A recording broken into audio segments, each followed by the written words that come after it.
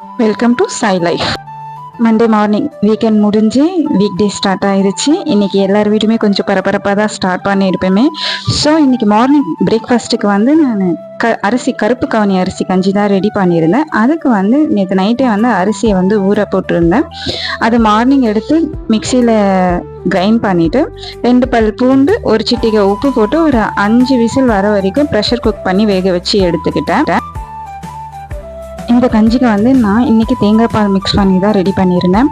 Sometime வந்து நான் மோர் வச்சு ரெடி பண்ணுவேன். இன்றைக்கி தேங்காய் பால் வச்சு ரெடி பண்ணியிருந்தேன். ஒரு சிலர் வந்து இதுக்கு வந்து மார்னிங் பிரேக்ஃபாஸ்ட்டுக்கு இட்லியாவோ இல்லை தோசையாவோ ரெடி பண்ணி சாப்பிடுவாங்க. பட் தேங்காய் பால் வச்சு செஞ்சாலும் இந்த கஞ்சியாக குடித்தா ரொம்ப நல்லாயிருக்கும். கண்டிப்பாக ஒரு வாட்டி ட்ரை பண்ணி பாருங்கள். வீக்லி ஒன்ஸ் ஆச்சு இந்த மாதிரி கஞ்சியோ இல்லை நீங்கள் டிஃபன் ஐட்டமோ உங்களுக்கு எது பிடிக்குதோ அந்த மாதிரி ட்ரை பண்ணி பாருங்கள். அடுத்த வீடியோவில் சந்திப்போம். முடிஞ்சால் சப்ஸ்கிரைப் பண்ணிடுங்க. மார்னிங் பிரேக்ஃபாஸ்ட் முடிச்சு கோவிலுக்கு கிளம்பியாச்சு.